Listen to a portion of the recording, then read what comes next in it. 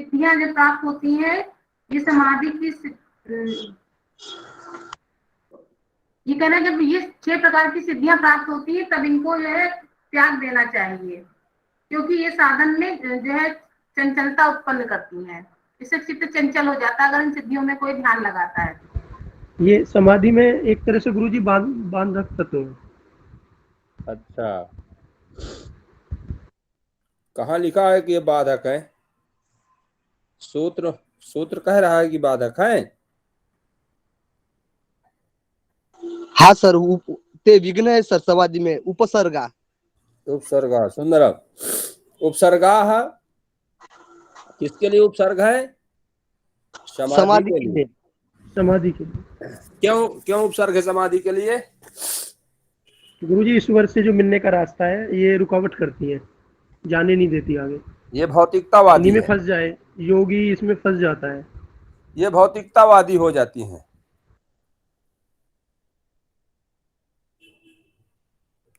चलिए, फिर अगला क्या है?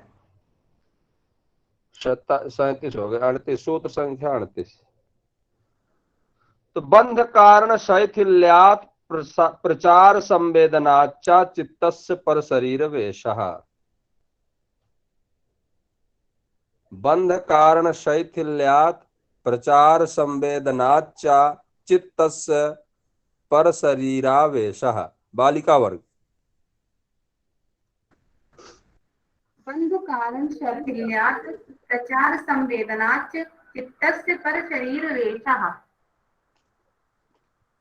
बंध कारण शैथिल्यात् प्रचार संवेदनाच्च चित्तस्य परशरीरा वेशः। पुनरेकवारं। बंध कारण शैथिल्यात् प्रचार संवेदनाश्च चित्तस्य परशरीरा वेशः। सुंदर सुंदर। बालक वर्ग।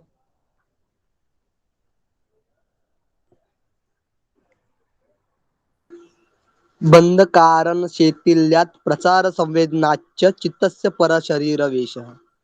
हाँ, तो बंध कारण शैथिल्यात्। शैथिल्य माने निर्बल, कमजोर, शिथिल होना, कमजोर होना, सुस्त होना, काम करने में सक्षम ना होना, उसको कहते हैं शिथिल। तो बंध कारण, तो बंधन के कारण कौन है बताइए? कर्म। कर्म। तो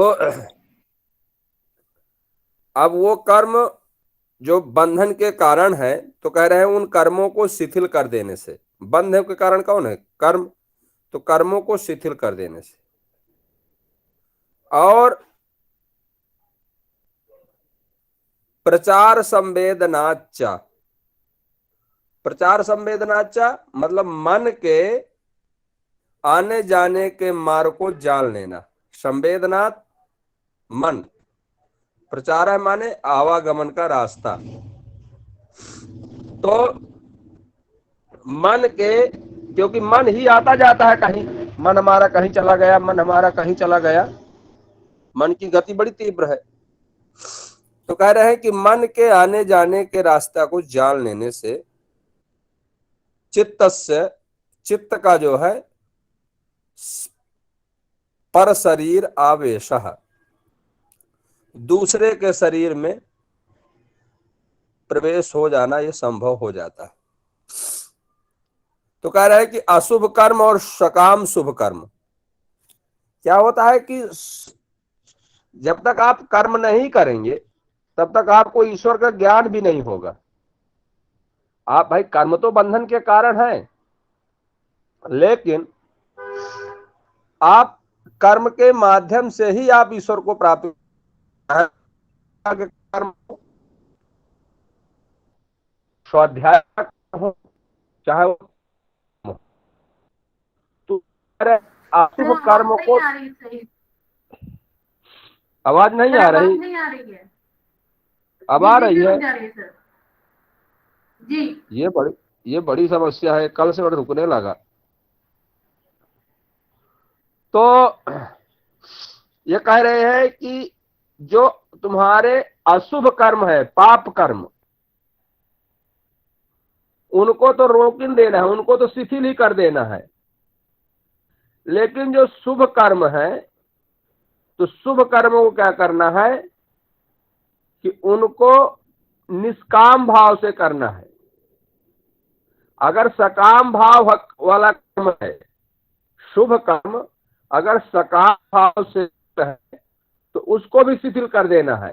लेकिन अगर शुभ कर्म आप कर रहे हैं और निष्काम भाव से कर रहे हैं, ईश्वर प्रणिधान आदि, अगर शुभ कर्म तो कर रहे हैं, तो वह शुभ कर्म आपको क्या करना है कि ईश्वर के प्रति समर्पित करना है। और जहां आपका सकाम कर्म होगा, अशुभ कर्म और सकाम कर्म, इनके संस्कारों को शिथिल करना है। जैसे सकाम कर्म क्या होगा कि हमने 2 घंटा पूजा किया तो हमको गाड़ी मिल जाए, 3 घंटा हमने पूजा किया हमको मकान मिल जाए। तो इस तरह की जो हम लोग कामना करते हैं भौतिक जगत से संपन्नता की ओर, वो सकाम कर्म होंगे। और अगर आप निष्काम कर्म में होगा कि आपने कर्म किया और उसको ईश्वर के प्रति समर्पित कर दिया कि हम जो कुछ भी, जैसे क्या होता था पहले जो राजा महाराजा होते थे तो कमा करके, जैसे घरों में लोग क्या होते हैं ना कि पहले जो परंपराएं थी, पहले अकाउंट नहीं थे, तो कमा करके दिन भर जो लाते थे वो अपने घर में किसी एक मालिक को दे देते थे। फिर मालिक जो घर का होता था वो जो व्यवस्था देखता था वो अपने हिसाब से खर्च करता था। उसी प्रकार से अब जब हमारे जेब में है ही नहीं पैसा तो हम क्यों दूसरे की तैयारी बनाएंगे, हम इसको खरीद सकते हैं। क्योंकि लोगों को सिर्फ अपनी कमाई का पता होता था, मालिक के पास कितना पहुंच गए ये पता नहीं होता था।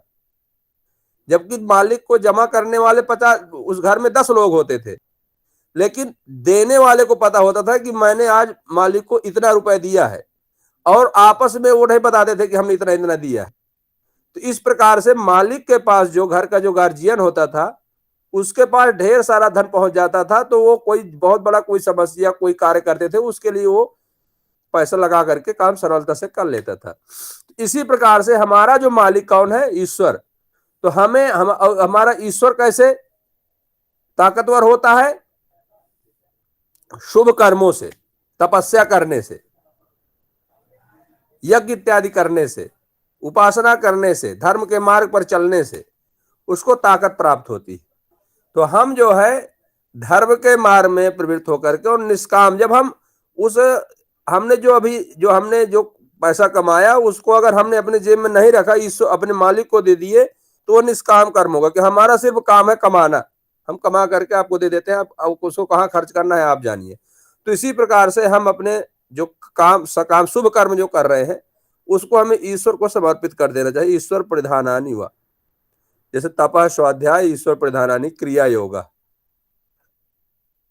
दूसरे साधन पाद के पहला सूत्र है।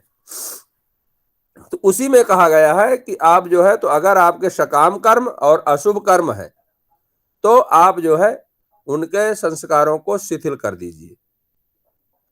और शिथिल करने के बाद क्या होगा, जब शिथिल हो जाएगा, तो जब संस्कार शिथिल हो गए तो आपका मन कहीं आए जाएगा ही नहीं। तो अब जो मन के जो आने जाने का जो मार्ग था उसको आपने, वो संस्कारों पर जब आपने चिंतन किया ना शिथिल करने के लिए, तो उन संस्कारों के माध्यम से आप मन के क्षेत्र को जान लीजिए कि मन कहाँ कहाँ भटकता था, कहाँ कहाँ जाता था, क्योंकि आपने वो संस्कार आपको दिखाई दे रहे हैं। तो संस्कारों के माध्यम से मन की जो गति होती थी, कहाँ कहाँ जाता था मन, उसके आने जाने के मार्ग को, मार्ग मतलब विषय वस्तु। मान लीजिए आपको पेड़ा अच्छा लगता है तो चित्त कहाँ जाता है, पेड़ा की ओर। आपको चाय अच्छी लगती है तो चित्त कहाँ जाएगा, चाय की ओर। तो जहां चाय होगी उधर जाएगी, तो आपने ऑटोमेटिक जान लीजिए कि जहां चाय रखी होगी तो चाय वाले जो गोदाम होगा उधर आप उसी रास्ते पर आपको जाना है। तो चित्त का जो मार्ग होता है वो मन का जो मार्ग होता है उसको जब आप जान लेते हैं, कर्म जब शिथिल हो जाएगा आपका, तब उसको मन के मार्ग को आप जान लेंगे। और जब आप जान लेंगे तब आप जो है तो अपने चित्त को दूसरे के शरीर में प्रवेश कर सकते हैं, ये क्षमता आपके अंदर हो जाती है। ये इस प्रकार, जैसे मान लीजिए क्या होता है, एक बार उसकी कहानी आपने सुना है शंकराचार्य जी की, नहीं सुना था शंकराचार्य जी की? जी सर। सुने है ना? हाँ सर, वो दूसरे के शरीर में प्रवेश हो जाते हैं, काम सूत्र वो। जी सर। हाँ, सभी लोग जानते हैं ना शंकराचार्य जी की ये उक्ति को। मंडन मिश्र की वाइफ, उनका ये होता है। हाँ, मंडन मिश्र और शंकराचार्य जी जो है आपस में शास्त्रार्थ किए, और जब मंडन मिश्र हारने लगे तो उनकी पत्नी आ गई। तो पत्नी जो है, जब पत्नी शास्त्रार्थ करने लगे तो उन्होंने जो है तो काम शास्त्र से जो है तो उन्होंने कुछ प्रश्न पूछ दिया, और शंकराचार्य जी इस काम शास्त्र से परिचित नहीं थे। वहां पर शंकराचार्य जी को परास्त होना पड़ा, लेकिन उन्होंने समय लिया कि मुझको इतने दिन का समय दिया जाए, मैं इसका अध्ययन करके आऊंगा। फिर शंकराचार्य जी क्या किए कि अपने शरीर, अपना जो चित्त था, अपने अपने शरीर को उन्होंने छोड़ दिया और अपने चित्त को ले जा करके एक राजा के चित्त में, राजा उसी दिन जो है खत्म हो रहा था, तो उसके चित्त को निकलना था, क्योंकि एक शरीर में दो चित्त नहीं रह सकते। अन्ना ऐसे हो सकता है कि आप जाएंगे तो उसका चित्त कहीं भाग जाएगा, नहीं तो दुनिया जो है हम अपना जाए और हम उसके चित्त में जाए तो उसका चित्त बेचारा कहाँ जाएगा, क्योंकि उसको तो पता नहीं है कि मुझे किसके यहाँ जाना है। तो हम उसके चित्त में जब हम पहुंचेंगे तो वो भागेगा, क्योंकि एक शरीर में एक ही चित्त रह सकता है। तो इस प्रकार से वह व्यक्ति जो है, जब मान लीजिए किसी की आयु पूर्ण हो चुकी है, उसको जो है तो समाप्त होना है, उस स्थिति में वो जो ही समाप्त होगा, चित्त जहां वो निकलेगा, तो तुरंत जो है आप अपने चित्त को ले जा करके और उसके शरीर में प्रवेश करा करके और आप उसके शरीर को उपयोगी बना सकते हैं। और फिर आप जो है उस शरीर का लाभ, आप जो है शरीर का उपयोग करके आप जो भी आप जानना चाहते हो जान लीजिए, पुनः आप फिर अपने शरीर पर प्रवेश कर सकते हैं। जैसे आपको रात भर सोना है, तो आप रात भर सो गए अपने कमरे में लगा करके ताला, अंदर से दरवाजा लगा के सो गए। अब आपको अमेरिका में जानना है कि कोई अमेरिका का व्यक्ति आज खत्म हो रहा है, और आप जा करके वहां अपना, तो आपके घर वालों को तो पता नहीं कि वो सो रहे हैं।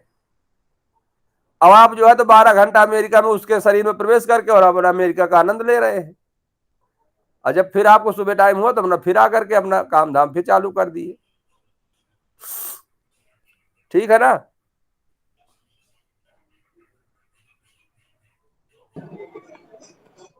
ठीक सर है।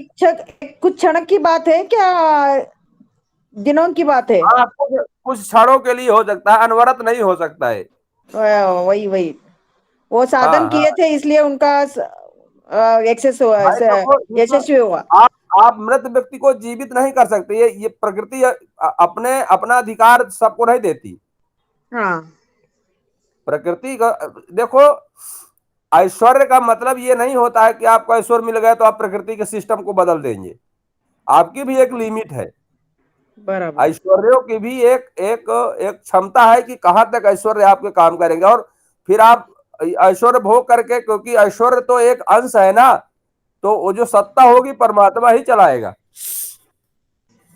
तो अब वो बराबर है सर। अपने अपने सिस्टम में व्यवधान नहीं डाल सकता। हाँ, थोड़ा बहुत आपको 25 ग्राम जो है आपको अधिकार दे देगा कि आप अपने लिए आप इसका उपयोग कर सकते हैं। ठीक है? ओके, हाँ, ठीक है सर, तो धन्यवाद। कुछ क्षणों के लिए आप इसका उपयोग करके और आप उसको थोड़ा सा अधिकार देते हैं, पूर्ण अधिकार नहीं परमात्मा देता। ठीक है ना? अपना काम कितना है उतना संभाल के अपना फिर वो शरीर छोड़ देते हैं, हाँ, चित्त का जैसे क्या है ना त्याग देते हैं। कि, हाँ, कि आप जो है तो आप अपने जैसे मान लीजिए आपके मान लीजिए दांत में जो है, आपके मान लीजिए वृद्धावस्था में आपके दांत ना रह गए और आपको गन्ना चूसना है, तो आप किसी युवा के शरीर में जा करके आप जाइए और जहां गन्ने की दुकान हो वहीं पर जाकर प्रवेश करिए, अपने जा करके गन्ना वन्ना चूस चास करके फिर अपना फिर चले आइए, फिर उसको छोड़ दीजिए, वो शरीर तो उसका जाने पड़ेगा। नहीं, आप ज्यादा लेट कर देंगे तो आपका चला जाएगा फिर। वो तो सही है। ठीक है ना? उतना साधन करना चाहिए ना सर, गुरुजी। जब जब उतना आपको साधन के बाद मिल जाएगा, वो साधन के बिना में नहीं मिल जाएगा ना। जब आपको चला जाएगा तो आधार कार्ड फिर आपको फर्जी हो जाएगा। बराबर है। तो ठीक है ना, धन्यवाद तो आप सर। इसको समझ लीजिए। बंद बंद ओके। कारण शैथिल्यात् प्रचार संवेदना च चित्तस्य पर शरीरावेश है। ठीक है। अच्छा, आगे चलें।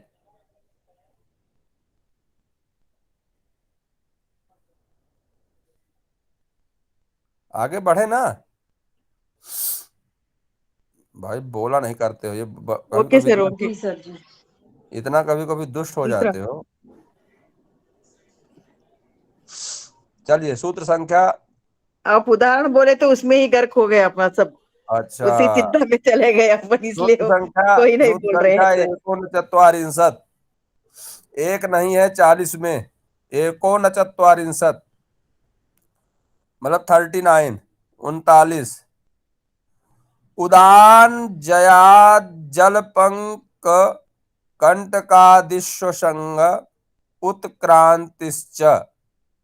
उदान जया जलपंक कंटकादिश्व संग उत्क्रांतिश्च। बालक वर्ग। उदान जय जल्प कंटकादिश्व संग उत्क्रानिश्च। हाँ, बालिका वर्ग सुंदरम।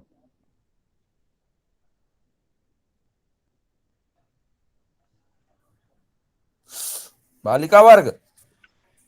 उदान जया जल पंक कंटकादिश्व संग उत, उत्कांतिश्च। उत्क्रांतिश्च। हाँ, उत्क्रांतिश्च। हाँ हाँ, चलिए सुंदरम। उदान जयात, आप जो है, जो इनको जो जो वायु है ना, इनको प्राण बोलते हैं।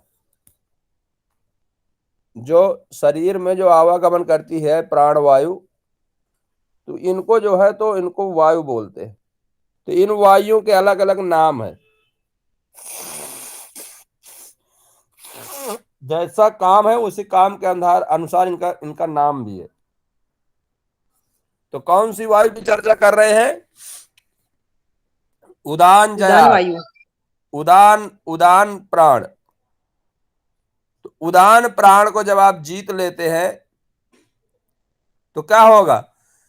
जल पंक, पंक माने कीचड़, जल पंक कंटक माने कांटे, आदियों में असंग, आपकी संगति मतलब आपको परेशान नहीं करेंगे, और उत्क्रांति ही चा, और आपकी ऊर्ध्व गति होती है। तो उदान वायु क्या है? उदान के जीतने से जल का संग नहीं होता है, अर्थात जलादि योगी शरीर नहीं डूबता है, योगी के शरीर में कांटे आदि नहीं चुभते हैं, मृत्यु के पश्चात वह योगी ऊंची गति को प्राप्त हो जाता है। तो देखो इसको अशुभ और देखो, उदान वायु वो है कि मुख से नासिका, मुख और नासिका से लेकर के हृदय पर्यंत तक जो वायु जाती है, जब हम श्वास लेते हैं, जो श्वास हम लेते हैं वो सीधे हृदय में जो जाती है उसको प्राण वायु बोलते हैं। वो प्राण बोला जाता है, क्योंकि जैसे श्वास लेना बंद हो गया तो लोग ये होता है ना कि मर गया, मतलब प्राण इसके चले गए। तो उसीलिए उसको वो सबसे महत्वपूर्ण है, जो नासिका और मुंह के द्वारा के मार्ग से हो करके और मात्र हृदय प्रदेश तक जाती है। इसको आप लिख लीजिएगा कि आपको ये सब आते रहते हैं, कि नोट्स तैयार करते हैं आप लोग कब भैया? हेलो, चलिए। हाँ, तो प्राणवायु उसको कहते हैं कि जो मुख और नासिका के मार्ग से होते हुए हृदय पर्यंत तक रहती है, वो आपकी प्राणवायु है, वो प्राण कहलाएगा। प्राण के बाद समान वायु। समान वायु वो है कि जो खाए पिए अन्न रस को समान रूप से ले जाने के कारण ये हृदय से लेकर के और नाभि तक रहती है, ठीक है ना।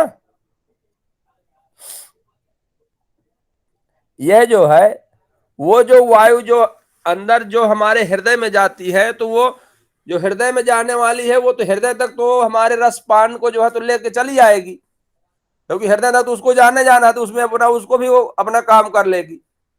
लेकिन हृदय से और नाभि पेट तक उधर तक जो ले जाएगी वो भी उसकी भी एक ड्यूटी है। तो वो क्या करती है कि वो आपके हृदय प्रदेश से लेकर के और नाभि तक जो जो हमारे भोजन को जो पहुंचाती है, भोजन रस इत्यादि को, अन्न इत्यादि को, खाए पिए जो अन्न रस इत्यादि है, उनको कंटिन्यू परमानेंट वो जो पहुंचाती है उसको समान वायु बोलते हैं, ठीक है ना। अपान वायु उसको बोलते हैं कि जो मल मूत्र और गर्भ आदि को नीचे ले जाने के कारण है, जो कारण बनते हैं, जो वायु आपके मल मतलब लेटरिन और पेशाब और गर्भ इत्यादि जो जन्म पर जो होता है लोगों का, उसको जो है जो जो वायु जो उसमें जो सहयोग उत्पन्न करती है उसको जो है अपान वायु बोलते हैं। यह जो है नाभि से लेकर के पैरों के तलवे तक होती है। नाभि से लेकर कहां तक होगी? पैरों के तलवे तक। 3 हिस्सों में बट गई भला ये। अब उदान वायु, उदान वायु वो है कि जो नासिका के अग्रभाग से लेकर के ऊपर जाने के कारण, जो कभी कभी देखिए जैसे पानी वानी ऊपर चढ़ जाता है ना हमारे, तो वही कि नासिका से और सिर की तरफ जो जाती है वायु उसको उदान वायु बोलते हैं। और व्यान वायु वो है समस्त शरीर में व्याप्त रहती है। ये शरीर जो है, ये वायु जो है संपूर्ण पैरों की उंगलियों से लेकर के हाथों की उंगलियों तक लेकर के एक शरीर में जो है एक वायु वो है, उसको जो है व्यान वायु बोलते हैं कि वो संपूर्ण शरीर पर अपना कार्य कर रही होती, ठीक है ना। उसी वायु के माध्यम से ब्लड इत्यादि का प्रसार बनता रहता है, तो वो व्यान वायु है, ठीक है ना। ये जो है, लेकिन इन सब में प्राण मुख्य वायु है, क्योंकि प्राण के ना रहने पर ये सारी वायुएं जो है तो काम करना इनकी फिर कोई जरूरत नहीं, क्योंकि प्राण नहीं है, एक के जाने से सारी वायु कितनी भी आपके शरीर में क्यों ना हो, इनका कोई मतलब फिर नहीं होता, ठीक है। समझ में आई बात?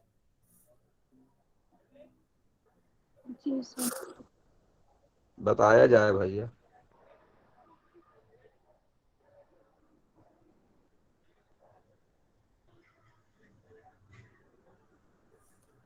बोला जाए?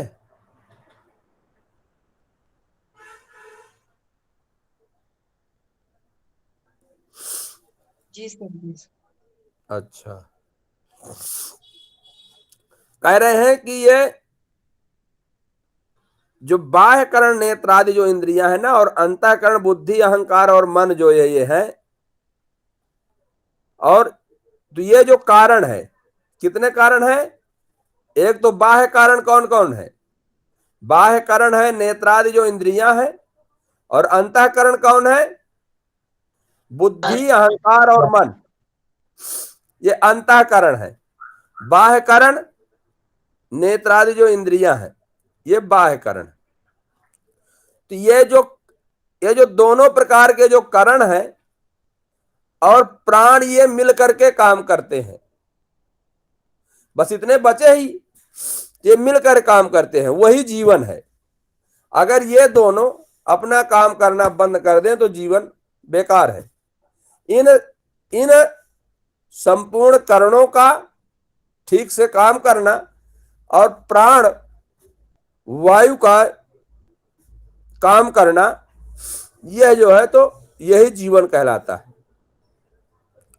अब इस जीवन के व्यापार में प्राण जो है ना वो महत्वपूर्ण स्थान रखता है। जो मैंने अभी आपको संपूर्ण वायु के बारे में बताया, कौन वायु का क्या काम है, वो उसी में। तो कह रहे हैं कि जब उदान वायु को व्यक्ति जीत लेता है, जब योगी जीत लेगा, तो जब उदान प्राण को योगी जब जीत लेगा तो जल में नहीं डूबता, क्योंकि उदान वायु का काम क्या है, नासिका के अग्रभाग से ऊपर ले जाने के कारण। तो ये आपको ऊर्ध्व गति की ओर प्रदान कराता है, क्योंकि ये ऊपर की ओर ही वायु जो है, तो जब जिस वायु का स्वभाव ही है ऊपर की ओर ले जाना, तो हमारे शरीर पर ये हल्कापन जो है वहां पर कर देता है। तो जब आप इसको जीत लेते हैं तो फिर क्या होगा कि आप जो है तो न तो आप जल में डूबेंगे, और जो शरीर में न तो कांटे चुभेंगे, न कीचड़ पर आपका पैर धंसेगा। मृत्यु के पश्चात जो है आपकी ऊंची गति होगी, मतलब आप ऊर्ध्व गति को प्राप्त होंगे, अधोगति को नहीं। तो इसके दो लाभ हैं, एक तो जीते जी भी, और मरने पर आपको ऊर्ध्व गति मिलेगी। मतलब जहां योगी लोग जहां रमण करते हैं उस तरह से ऊपर के जो लोकों में, भू भुआ स्व मह जनः तपः सत्यम, ये जो 7 लोक है, भूलोक, भू भुआ स्व मह जह तना, ये जो सत्यम, ये जो 7 लोक है, इन लोकों पर वो विचरण करेगा। तो इस प्रकार से उसका जो है ये उसको 2 प्रकार के लाभ उसको होते हैं। एक तो भौतिक जगत में उनको इन सब कांटे इत्यादि, पानी इत्यादियों से भी आप उनसे बचाव होता है, और मरने के बाद भी, जिंदगी के साथ भी और जिंदगी के बाद भी, ये वो बीमा है कि एलआईसी की तरह काम करेगा। ठीक है ना। चलिए, सूत्र संख्या 40, समान जयात ज्वलनम।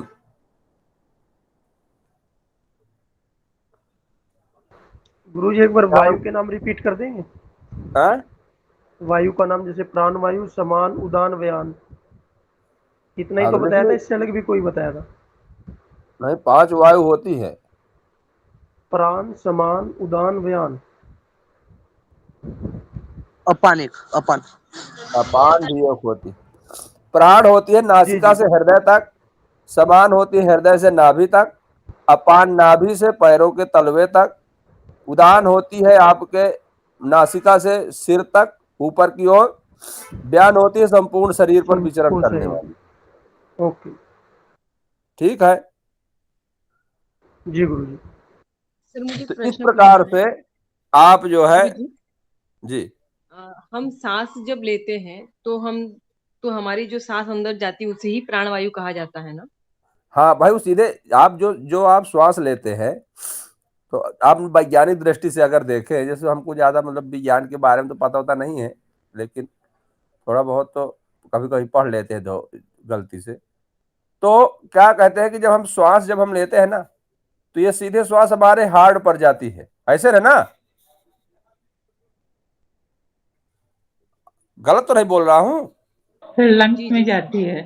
हाँ, वही लंग्स लंग्स। में जो हृदय है ना, तो ये आगे जाके 5 चीज में कन्वर्ट कैसे होती है वो तो मुझे समझ में नहीं आया। जैसे प्राणवायु, उदान, अपान, व्यान, उसमें कैसे कन्वर्ट हो जाती है? अब इसको तो फिर ज्यादा तो डॉक्टर बता पाएंगे, लेकिन ये अपना ये प्राण वायु से ही, जैसे जो ऑक्सीजन वगैरह जो फिर ब्लडों के साथ पहुंचते हैं ना, जो जो व्यान वायु जो लास्ट में जो कह रहे हैं ना संपूर्ण शरीर पर भ्रमण करती है, तो वही तो व्यान वायु है, ऑक्सीजन। तो वो हृदय से होकर के ही तो जाएगी ना। हाँ, वही बोल रही हूँ ना, वायु तो एक ही है ना। हम जब सांस लेते हैं तो फिर इसका अलग अलग कैसे नाम दिए, जैसे प्राण, अपान, उदान, वो नहीं समझ में आ रहा है। यही मेरा क्वेश्चन था। नहीं तो कुछ वायु, जैसे मान लीजिए आप नाक से या मुंह से आप श्वास लिए, कार्य के हिसाब से इनका नाम पड़ा होगा सर, हैं? कार्य के हिसाब से। हाँ, कार जैसे मान लीजिए आपने, मुझे लगता है, देखो कि मैंने इनको कभी जीता नहीं है भला, ये भी आप मानिएगा। मैं आपकी तरह भौतिकवादी हूँ, आपकी तरह मैं भी जीवन अभी जी रहा हूँ, मुझे भी मोक्ष नहीं मिला। तो मेरा मानना यह है, कुछ शास्त्रों को भी मतलब मैंने चिंतन किया, तो जैसे आपने नाक या मुंह से आप श्वास लिए, तो वह कुछ श्वास जो है तो हमारे जैसे नाभि की ओर, तो जो हृदय से नाभि की तक जो उधर की ओर जो रुख कर लेती है, वह जो है उसका नाम बदल जाएगा। वो कौन सी हो जाएगी? समान वायु। समान वायु। अब जब वो वहां पहुंच जाएगी तो फिर वहां वहां मान लीजिए उतनी श्वास की जरूरत ना होगी, तो फिर वो और नीचे की ओर जाएगी, क्योंकि उसको अधोगति मिल गई, वो हार्ट की ओर वापस तो लौट नहीं पाएगी, हृदय की ओर। तो फिर वही वायु जो है अपने जाकर के और अपान वायु बदल जाएगी। सर यही बताया गया है कि उदान वायु में ना जीत प्राप्त कर लेता है तो उसका शरीर है ना मतलब हल्का, और है ना किसी किसी कारण में उसको कहीं दिक्कत नहीं आती है, कांटे आए है ना किसी दिक्कत में मरे काल, मतलब यही बताया है। यही यही यही तो हम भी बता रहे हैं ना। सर समझ गए, हमें समझ आ गया। अच्छा अच्छा, आगे चलते हैं। जी धन्यवाद सूत्र गुरुजी। संख्या 40। तो समान जयात ज्वलनम, समान जयात ज्वलनम, बालिका वर्ण उच्चारण करें।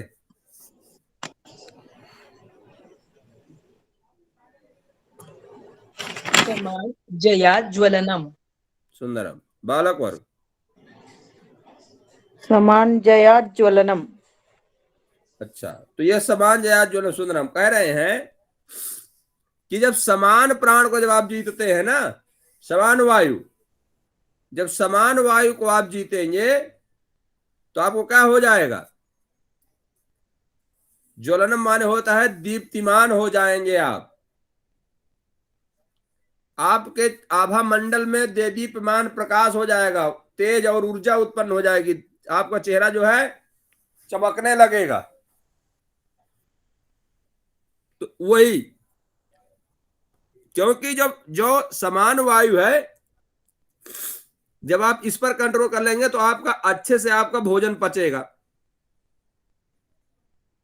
समान वायु जब ठीक रहेगी तो आपका खाना अच्छा रहे, आपका भोजन अच्छे से पचेगा, आपकी जठराग्नि अच्छी प्रदीप्त होगी। तो जब मैं जीतना बोले तो इसमें ध्यान रखना सर, गुरुजी जीतना बोले तो उधर क्या अपना ध्यान रख के उसका नहीं, समान वायु को कैसा करना, जीतने का मतलब है संयम।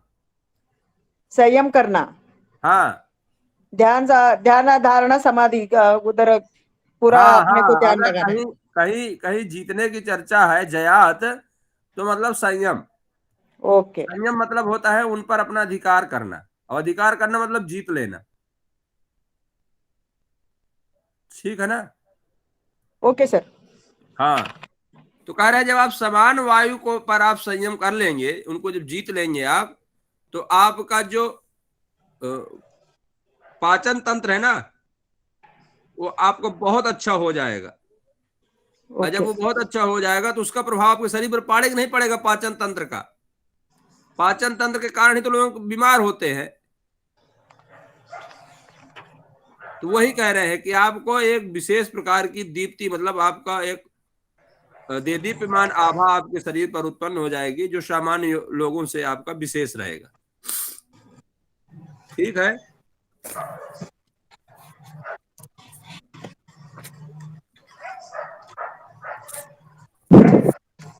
अब आज थोड़ा सा मैं कुछ आपसे कुछ पीछे का कुछ पूछ लूं क्या?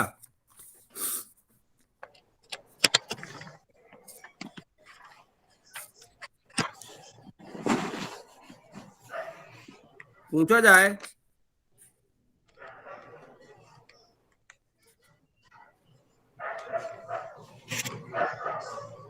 पूर्व पूर्व जन्म का ज्ञान कब होता है?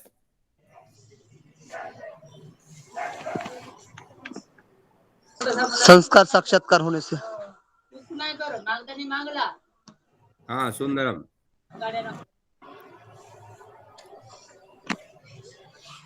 अच्छा, मैं थोड़ा सा एक बार संस्कार,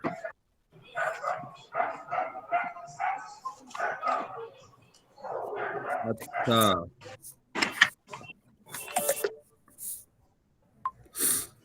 ये और अतीत का ज्ञान कब होता है, मतलब भूत और भविष्य काल का ज्ञान कब होता है?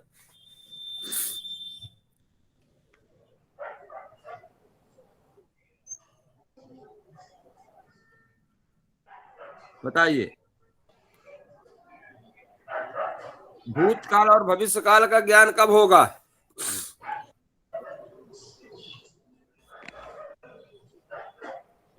पुष्पा जी कुछ बोल रही हैं क्या?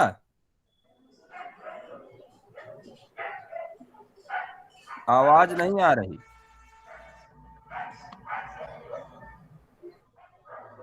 सर मैं बताऊँ क्या, बाकी के बताएंगे? उदान वायु संयम करने से।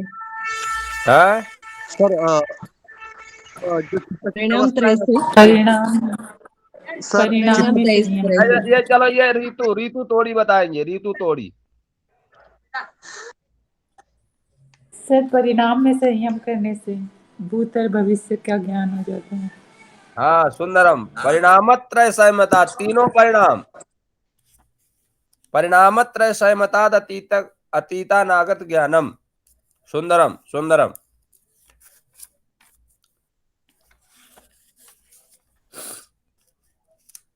कितने प्रकार के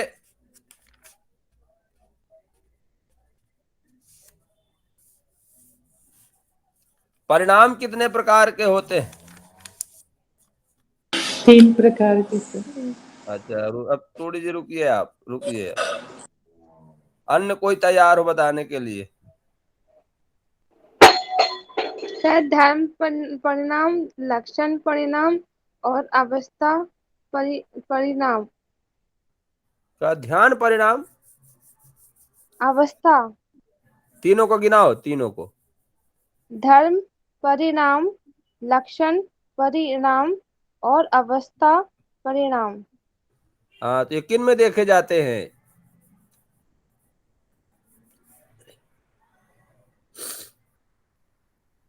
सर यही नहीं पता सर। भाई, धर्म, लक्षण और अवस्था परिणाम किन में होंगे? कौन बता रही थी अभी? गुरुजी 3 परिणाम तो आपने वो निरोध चलो पहले परिणाम। इसको पहले स्पष्ट होने दो, ये कौन सी भूत बिटिया बता भूत रही और थी? सर, धर्म का परिणाम। ये जो धर्म लक्षण और अवस्था परिणाम किन में देखे जाते हैं? भूत और कौन बता इंद्रिय। रही थी, कौन बिटिया बताई थी? भूत पंचभूतों तथा इंद्रियों में। देखा हाँ जाता। सुंदरम। ऋतु जी आप सब बता देती हैं, फिर और विद्यार्थी रह जाते। नहीं बोलूंगी सर। नहीं, बोलना है लेकिन संयम किसे कहा जाता है? संयम, संयम बताएं। सर मैं बताऊं? धारणा, ध्यान, समाधि को। अरे तृप्ति, ये तृप्ति का है ना, कोई तृप्ति करके, तृप्ति भास्कर वास्कर। तृप्ति जी, चलिए चली गई तृप्ति जी। जानकी भदौरिया,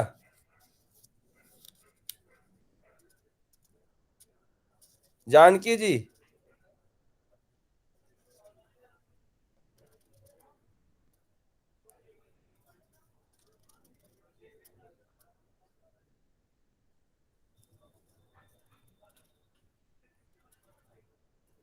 चलिए कोई बताए, कौन बताएगा? बंटी कुमारी जी, अरे बंटी कुमारी बहुत दिन से नहीं बताई है। जी सर। बताओ, क्या सर? संयम किसे कहते हैं? सर धारणा, ध्यान और समाधि जब सम्मिलित हो जाते हैं तो उसका नाम संयम कहलाता है। चलिए, धारणा किसे कहते हैं, कोई बताए दूसरा? धारणा। और शरीर स्थिर रहता है, उसको धारणा में कहा जाता है। कौन बोल रही है? जानकी जी बोल रही हैं क्या? जी सर। हाँ, क्या बोलिए, सुनिएगा सब लोग। शरीर स्थिर हो जाता है, वो उसको धारणा में कहा जाता है, धारणा।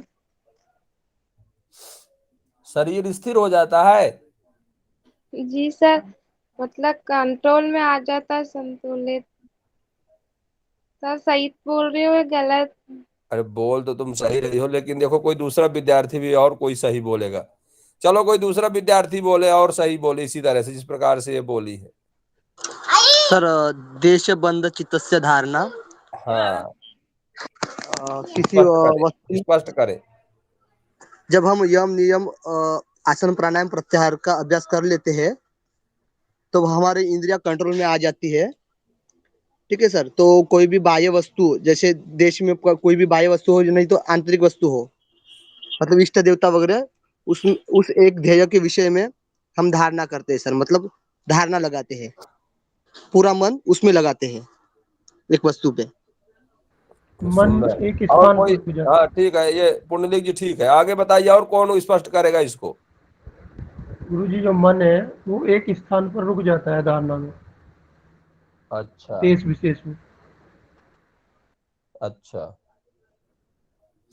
नहीं सर, रुका नहीं रहता सर, चलता रहता है, मतलब जैसे पानी की धार रहती है ना सर, वैसे चलता रहता है। और जो जब वो धारणा कंप्लीट हो जाती है तब ध्यान मैं ये लगता है सर, कहता हूँ कि मतलब जैसे तुम्हारी जो है तो बुद्धि खराब है क्या? ये तुम मन को बार बार क्यों मन को ला रहे हो? मन का तो मतलब ही नहीं है यहाँ। सर मन का मतलब चित्त सर, चित्त चित्त। चित्त से है है तो मन का गुरुजी। मतलब क्या? जब मन का वो मतलब तुम है वो कुछ और मतलब तुमको ये कोई गणित का सूत्र थोड़ी नहीं है कि माना कि वो 3 है लेकिन हम उसको माना कि ये 6 है। चित्त है गुरुजी। यहाँ माना थोड़ी नहीं चलेगा। स्पष्ट कह रहा है, देश बंध से चित्त धारणा, चित्त।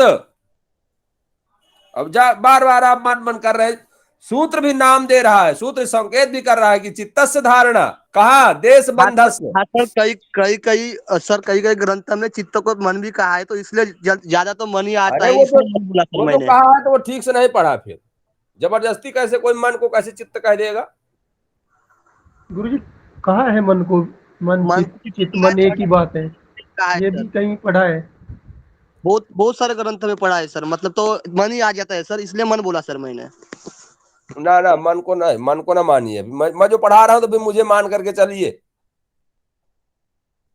अगर मुझे मान करके चलेंगे तो बहुत जल्दी कैवल्य की प्राप्ति होगी। जी और गुरुजी। लास्ट में आप भ्रमित नहीं होंगे, क्योंकि मैंने कई बार इसका अध्ययन किया। अगर आप कहीं मन को लेंगे कहीं चित्त को लेंगे तो सिर्फ आपको भ्रमित होना है।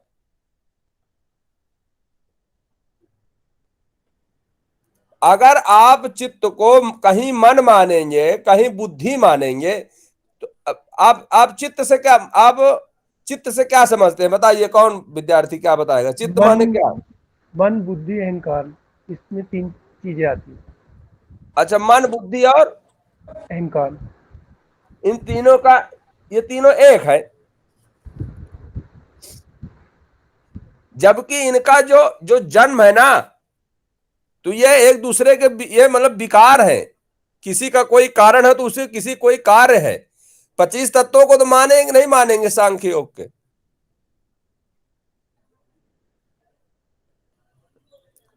तो चित्त अंतःकरण का एक हिस्सा है सर। तो चित्त अंतःकरण का, अंतःकरण होंगे तीनों को मिला करके, क्योंकि ये आंतरिक विषय है। इन तीनों, ये तीनों अंदर के कार्य करते हैं, इसलिए ये आंतरिक हो सकते हैं, लेकिन ये चित्त नहीं हो सकता। चित्त से आप अहंकार और मन को बिल्कुल हटा दीजिए, मतलब मेरे मेरे ज्ञान के अनुसार से, ठीक है ना? क्योंकि मन में ज्ञान नहीं होता। मन का सांख्य ने भी कहा है कि मन जो है संकल्प विकल्पात्मनो नाम मनः, करे कि ना करे, करे कि ना करे, इस स्थिति में मन छोड़ देता है। सर एक क्वेश्चन था सर इसमें, जी तो सर अंतःकरण को हम चित्त नहीं मान सकते, ठीक है सर? हाँ, तो फिर मानेंगे किसको सर? फिर 25 तत्वों में तो चित्त आता ही नहीं सर। नहीं, मैं ये नहीं कहता हूं कि अंतःकरण को चित्त नहीं मानेंगे। अंतःकरण में चित्त भी एक एक हिस्सा है, एक उसकी भी गिनती होती है चित्त। देखो, मैं लास्ट तक चित्त को बुद्धि ही मानूंगा। महत्तत्व, सांख्य जिसको महत्तत्व कहता है, प्रकृति की पहली उत्पत्ति, प्रकृति की पहली उत्पत्ति चित्त, चित्त यानी महत्तत्व, महत्तत्व यानी बुद्धि।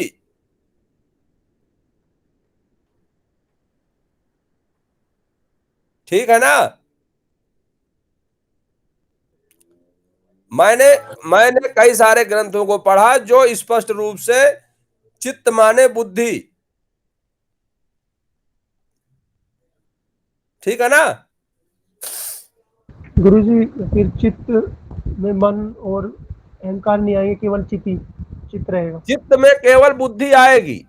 बुद्धि बुद्धि माने महत्तत्व, सांग का जो महत्तत्व है वो चित्त माने बुद्धि, ठीक है।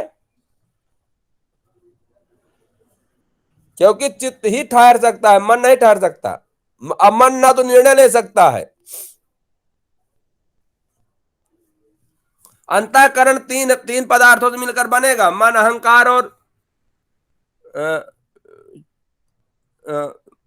चित्त, ये अंतःकरण होंगे, ठीक है। सर लेकिन कई वाचस्पति मिश्र ने कहा था, मतलब उनके अनुसार मन, बुद्धि और अहंकार का सामुच्चय ही चित्त कहलाता है, मतलब चित्त के अंतर्गत ये तीनों ही आते हैं। अब देखो क्या है कि वाचस्पति जो मिश्र थे ना, जी सर। वाचस्पति मिश्र वो जीव थे कि जिस दर्शन को लिखते थे वो वही दर्शन हो जाते थे। वाचस्पति मिश्र की वो पकड़ थी दर्शनों में, लेकिन उनमें एक विशेषता ये थी कि हर व्यक्ति का जिसमें जिसकी ज्यादा पकड़ होती है उसका कहीं ना कहीं उसकी लिखावट से, उसके लेख से उसका स्पष्ट हो जाता है कि ये इसको मानने वाला है व्यक्ति। लेकिन वाचस्पति मिश्र ऐसे एक विद्वान मूर्ति रहे कि वो जिस भी दर्शन को लिखे है ना वो उसी दर्शनमय हो जाते थे। जैसे अगर उन्होंने द्वैतवाद पर लिखा तो वो द्वैतवादी हो जाएंगे। वो ये नहीं है कि द्वैतवाद लिख करके और द्वैतवाद की वो खंडन करे और अद्वैतवाद को प्रस्तुत करे। अगर उन्होंने अद्वैतवाद पर भाष्य लिखा है तो अद्वैतवादी हो जाते थे, उन्होंने दो को मानते थे। अगर द्वैतवादी होता है तो द्वैतवादी जैसे सांख्य है, और ये सांख्य जो है तो द्वैतवादी है, पुरुष और प्रकृति को मानता है। अद्वैतवादी लिखेंगे तो एक को सिर्फ ब्रह्म को मानेंगे, वेदांत इत्यादि पर जब भाष्य लिखेंगे। तो इस प्रकार से वो जो है तो पता नहीं कहाँ की लेखनी से कहाँ उठा के रख दिए होंगे।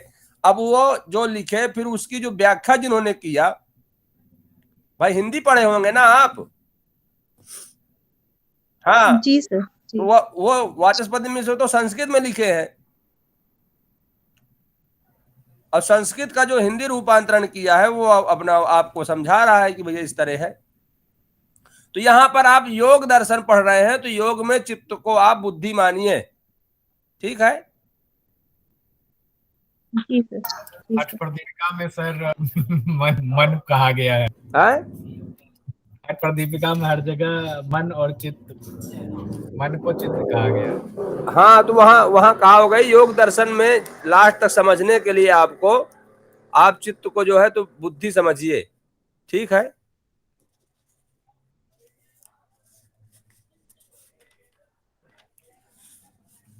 चलिए फिर आज आपकी क्लास भी यहीं संपन्न करते हैं।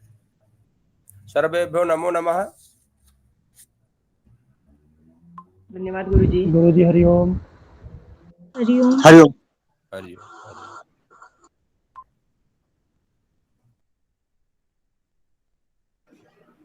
हरिओम गुरुजी।